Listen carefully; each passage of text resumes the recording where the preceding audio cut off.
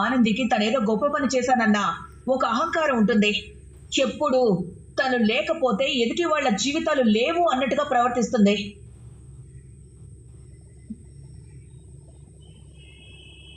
అలాంటి మనిషి కోసం నేను వెళ్ళాలా? హాస్పిటల్లో కనీసం నన్ను ఏమైనా అడిగిందా? నాతో ఏం మాట్లాడలేదు కదా. అత్తయ్య గారు, నన్ను క్షమించండానో నేను ఉంటానో అలాంటిదేమీ అనలేదు కదా. అలాంటప్పుడు నేనెందుకు ఆ మనిషి గురించి ఆలోచించాలి? నేనెందుకు వెళ్ళాలి?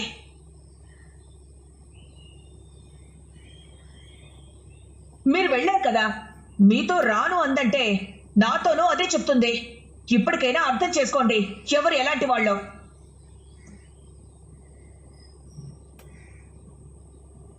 నాకు నా కొడుకు మీద కోపం ఉంది.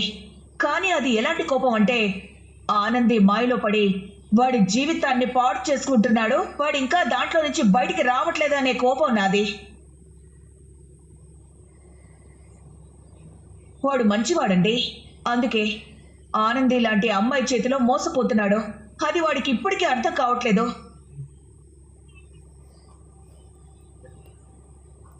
సో ఎప్పుడైతే వాడు ఆనందిని వదిలేసి బయటకు వస్తాడో అప్పుడే వాడి జీవితం బాగుంటుంది. సునంద,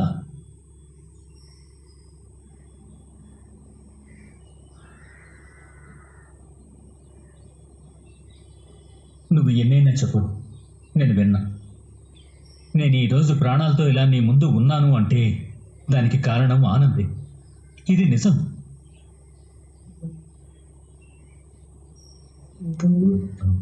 మన పెళ్లి రోజుకి నీ చిన్న కోడలు పట్టుచీర ఇవ్వాలనుకుంది, కానీ నీ పెద్ద కోడలు నీకు పసుపు కుంకాలు ఇచ్చింది.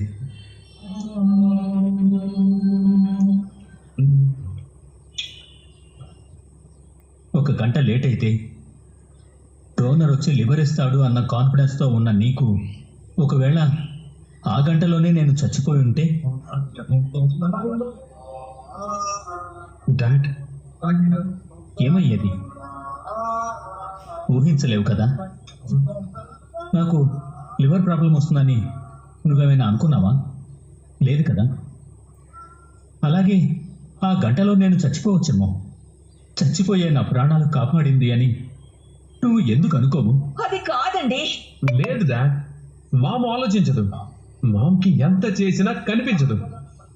అన్నయ్య పోలీస్ స్టేషన్లో ఉన్నప్పుడు మన వైపు నుంచి ఏ సాయం చేయలేదు. వదినే కాపాడుకుంది. ఈరోజు మన ఇంటికి సమస్య వచ్చినా సరే వదినే వచ్చి కాపాడింది.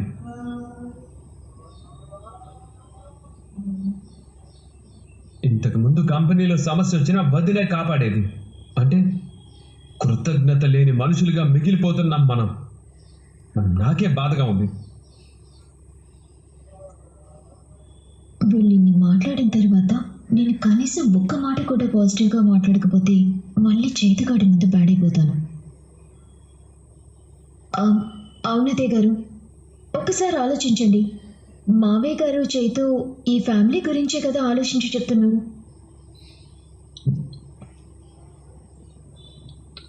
అంటే నేనే మిమ్మల్ని వ్యతిరేకించట్లేదు. వీళ్ళు చెప్పేది కూడా ఒకసారి ఆలోచించండి అంటున్నాను. ప్లీజ్. జీవన, నువ్వు కూడా వీళ్ళలాగా మాట్లాడతావేంటి? నీకు ఈ మధ్య ఏదో అయింది.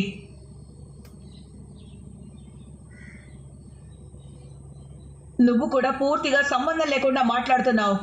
పూర్తిగా చైతన్య మాయలోకి వెళ్ళిపోయినట్టున్నావు. వీడు అంతే. వాళ్ళ అన్నయ్య వాళ్ళ వదిన భజన చేస్తూ ఉంటాడు. ఆనంది తన స్వార్థం కోసం కేవలం వాళ్ళ జ్యోతమ్మ గురించి ఆలోచించి మీ మావయ్య గారి రెండో భార్య కూతురు పెళ్లికి మీడియాలో లైవ్ టెలికాస్ట్ పెట్టించింది. మీడియాలో నా పరువు తీసింది. ఈ కుటుంబం పరువు రోడ్డు మీదకి ఇచ్చింది. అలాంటి మనిషిని నేను నా కోడలిగా ఉండటానికి అర్హురాలు కాదు అని గెంటేస్తే, అర్హురాలు కాని మనిషి నాకు కావాలి, నువ్వు కాదు అని నా కొడుకు నన్ను కాదని బయటికి వెళ్ళిపోయే స్టేజ్కి తీసుకొచ్చింది ఆనంది. నా కొడుకు ఎప్పుడు అమాయకుడే. వాడు మాయలో ఉన్నాడు. వాడు ఆ మాయలో ఉన్నంతకాలం అలాగే ఉంటాడు. వాడు అనుకోవడంలో తప్పు లేదు. అలాంటి మనిషిని క్షమించమంటున్నారు. ఆ మనిషిని ఎందుకు క్షమించాలి? ఆ విషయం ఇంకా అలాగే ఉంది కదా, అందుకే నేను క్షమించను. సునంద,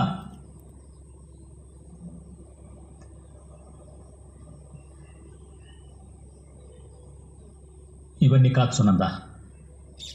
నాకు నా పెద్ద కొడుకు, నా పెద్ద కోడలు కావాలి.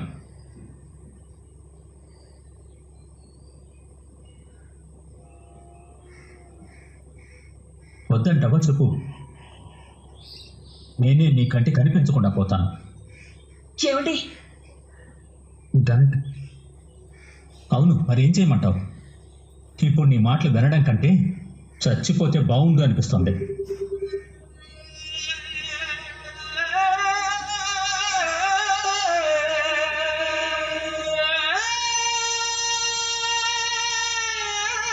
ఇంకోసారి ఇలా మాట్లాడకండి. మీరు ఏ రోజైనా మీరు ఎప్పుడైనా తప్పు చేసినప్పుడు మీ నుంచి మీ తప్పుని దూరం చేయాలనుకున్నానే కానీ మిమ్మల్ని ఎప్పుడు దూరం చేసుకోవాలని అనుకోలేదు.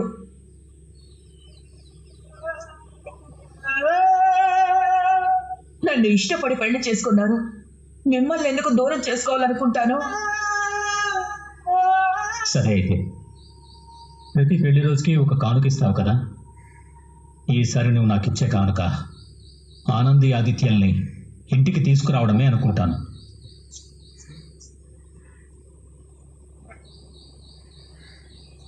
నువ్వు చేయగలవా?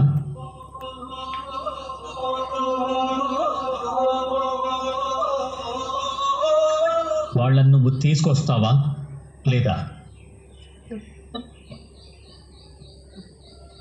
అదే నేను అడుగుతున్న కానుక.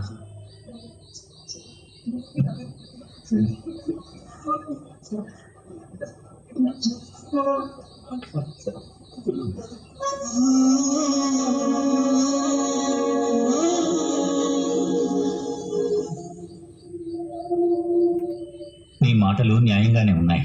నీ భర్త గౌరవం కోసం నువ్వు ఆలోచిస్తున్నావు. సరే, నేనేం చెయ్యాలో చేస్తాను. ఏవండి, బంగాళదుంపలు ఉన్నాయి. కర్రీ మీకు ఓకే కదా? లేదంటే ఫ్రై చేసి రసం పెట్టమంటారా?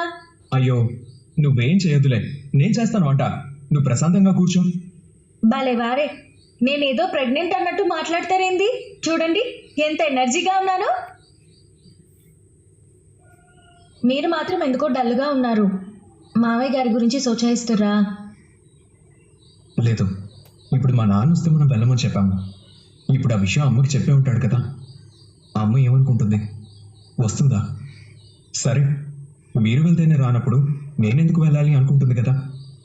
లేదంటే అమ్మ ఆలోచిస్తుందా? నాకేం అర్థం కావడం లేదు ఆనంది. ఎందుకని ఈ మధ్య నేను మా అమ్మని కూడా అస్సలు అర్థం చేసుకోలేకపోతున్నాను. మీరు ఎక్కువగా సోచాయించడం వల్ల ఏ అంచనాకి రాలేకపోతున్నారండి. అత్తయ్య గారి మనసు మారుతుందా, వస్తారా రారా, ఇవన్నీ వదిలేయండి. చూద్దాం, ఏమో ఏం జరుగుతుందో మనకు తెలియదు కదా, వదిలేయండి.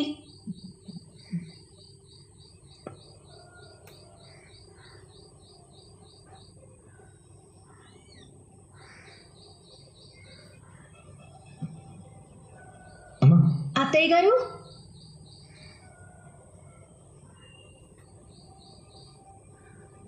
అమ్మా,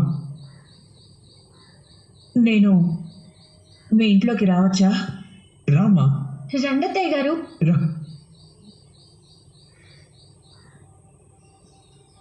అమ్మా, రామ్మా. అత్తయ్య గారు కూర్చోండి. లేదు, నేను కూర్చోడానికి రాలేదు, తీసుకెళ్ళడానికి వచ్చాను.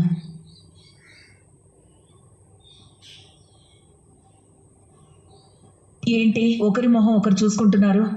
తీసుకెళ్ళడానికి వచ్చాను అంటే వస్తువులను కాదు, మిమ్మల్ని.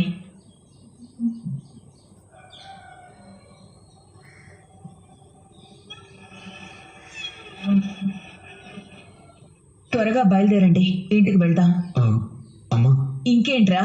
అది రేయ్, దేని గురించి ఆలోచిస్తున్నావు? నేనే వచ్చాను మిమ్మల్ని పిలవడానికి. అర్థం అవుతుందా మీకు? ఈ ఇల్లు ఎలా ఉంది? మీరు ఎలాంటి జీవితం బతుకుతున్నారు? ఇక చాలా, అది అయిపోయింది. గెలవాలనుకున్నావు, గెలిచావు. సొంతంగా పేరు సంపాదించుకోవాలనుకున్నావు, సంపాదించుకున్నావు. ఇక ఈ అజ్ఞాతవాసం చాలు. వెళ్దాం పద.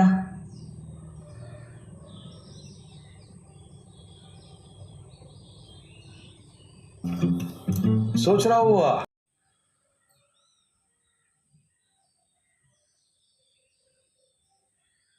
ఆనంది, నేను పిలిచింది ఇద్దరిని రమ్మనే పిలుస్తున్నాను. వినపడట్లేదా నీకు? ఇద్దరు రండి.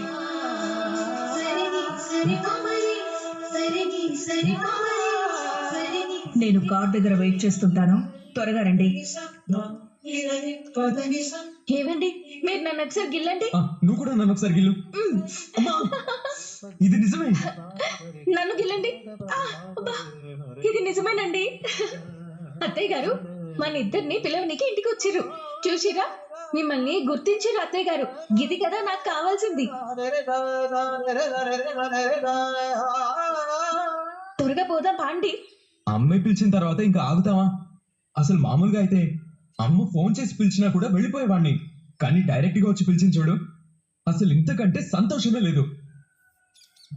అమ్మ మనల్ని క్షమించేసింది. ఇప్పుడు నేను నిజంగా గెలిచినట్టుంది. వెళ్దాం పద.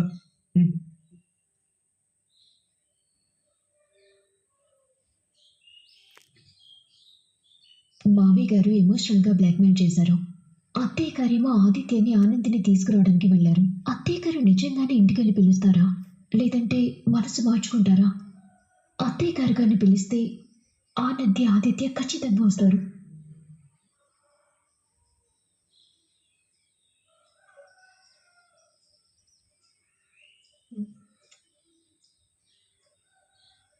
డాడ్, అన్నయ్య వాళ్ళు వచ్చేసారు.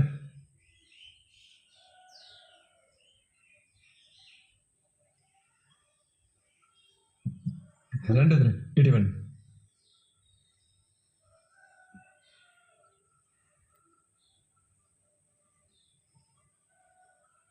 ఏంట్రా అలా చూస్తున్నారు? వెళ్దాం పదండి. పదానంది.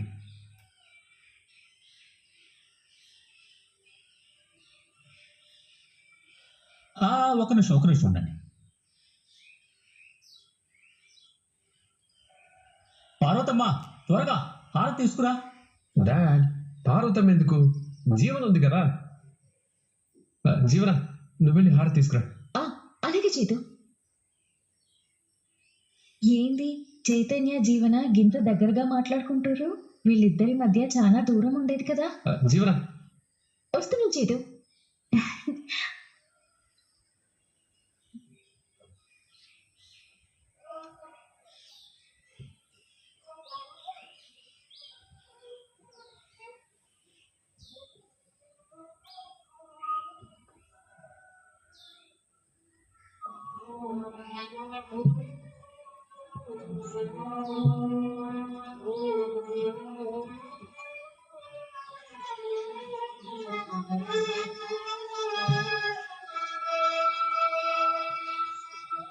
ఆది, పదండి.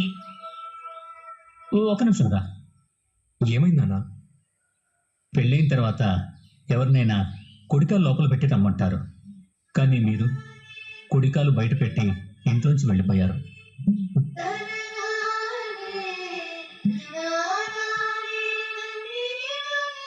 ఈ గుమ్మంలో అడుగు పెట్టలేదు, అందుకేరా.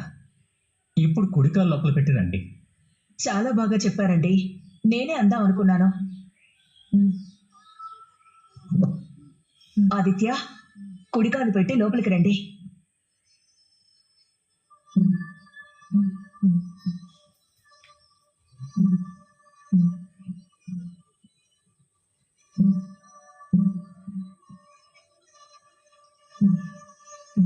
ఏంటన్నది?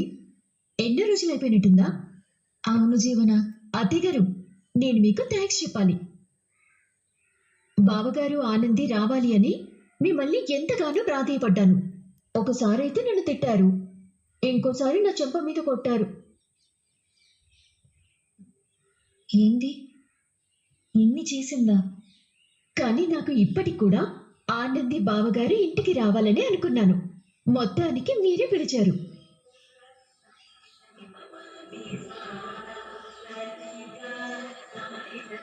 థ్యాంక్స్ అత్తయ్య గారు, నా మనసుని అర్థం చేసుకున్నారు. అవును జీవన, అప్పుడు నిన్ను కోపడ్డాను.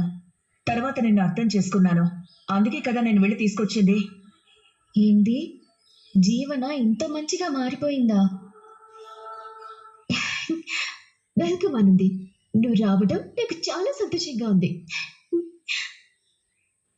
థ్యాంక్స్ జీవన. వదిన, నేను కూడా జీవనకి థ్యాంక్స్ చెప్పాలి. తను మనుషుల్ని అర్థం చేసుకునే విధానానికి నేను ఆశ్చర్యపోతున్నాను. నాకు కూడా ఆశ్చర్యంగానే ఉంది. జీవన చాలా తపన పడింది వదిన మీ గురించి. తను మీరు రావాలని కోరుకుంది. రోజు బాధపడేది. ఏంది, నేను వింటుంది జీవన గురించేనా? సరే, ఎక్కువగా మాట్లాడి వాళ్ళని ఇబ్బంది పెట్టకండి. అది మీరు వెళ్ళి ఫ్రెష్ అప్ అవ్వండి. మీ రూమ్ అంతా క్లీన్ చేయించి పెట్టాను, మీరు వెళ్ళండి. ఆనంది పద. ఓ వదిన, ఇదిగో చిట్టిగాడు.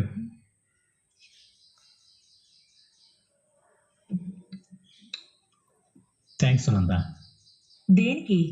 వాళ్ళని తీసుకొచ్చావు కదా. ఇప్పుడు ఎంత ఆనందంగా ఉందనుకుంటున్నావు నాకు, ఎంత బలంగా ఉందనుకుంటున్నావు నాకు. ఏమండి, మీరు మానసికంగా ఎంతో బలంగా ఉండొచ్చు, కానీ శారీరకంగా బలహీనంగా ఉన్నారు. ప్లీజ్, మీరు ఎక్కువసేపు నిలబడకూడదు, కూర్చోండి. How that? మీకు రెస్ట్ కావాలి. ఇలా రండి.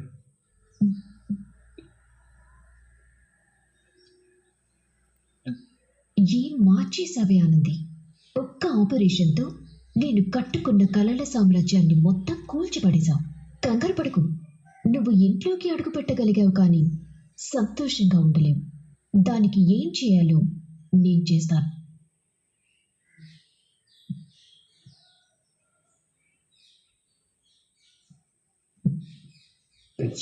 ఎన్నాళ్ళు అవుతుందండి ఈ గదిలో అడుగుపెట్టి? మన గదిని మనం ఎంతో మిస్ అయినాం కదా. వచ్చేసాం కదా మళ్ళీ.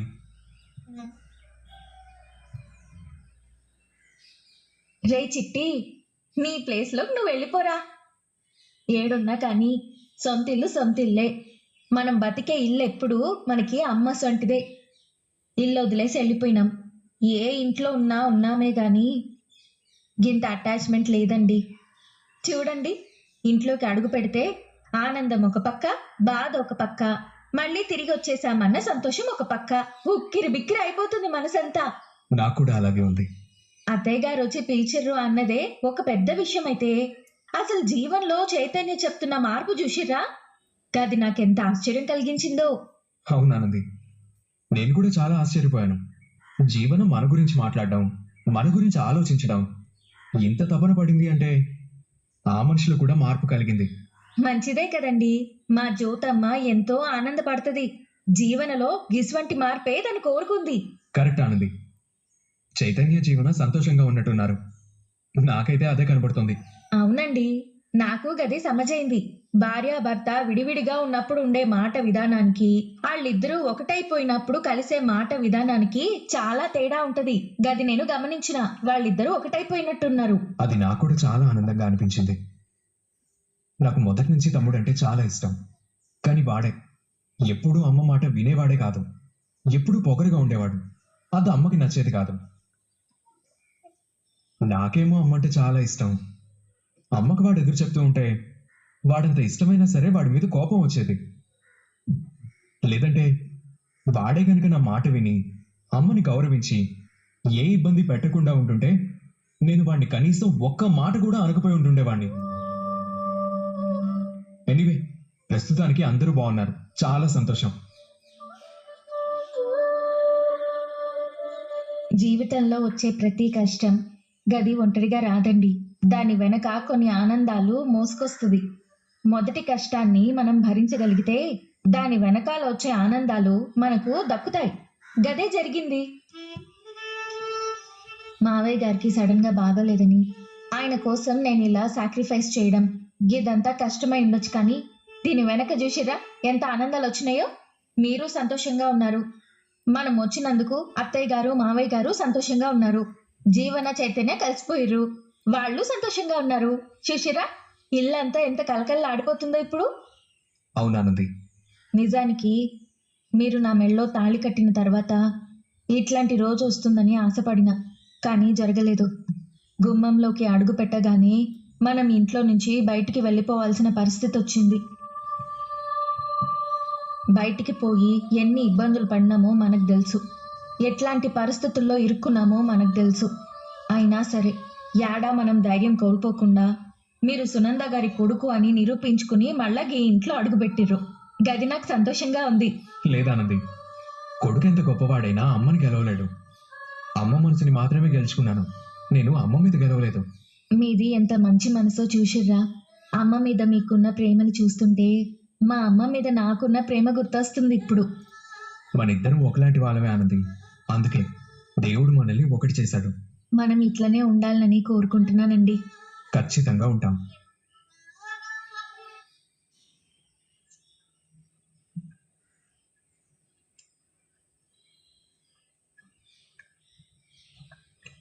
ఏమే కుట్టి ఆదిత్య మీ ఇంటికి వచ్చారంట కదా? అంటే ఏంటి? వచ్చారు. నేనే హారతిచ్చి వాళ్ళని లోపలికి ఆహ్వానించాను. నువ్వెందుకే ఆహ్వానించావు? వాళ్ళని ఇంట్లోకి రానిస్తే ఏం జరుగుతుందో నీకు తెలుసు కదా. ఏం చేయాలి? దరిద్రుణ్ణి ఎవ్వరు బాగు చేయలేరు, అదృష్టవంతుణ్ణి ఎవ్వరూ పాడు చేయలేరు అంటారు కదా. ఆనంది అదృష్టవంతురాలు.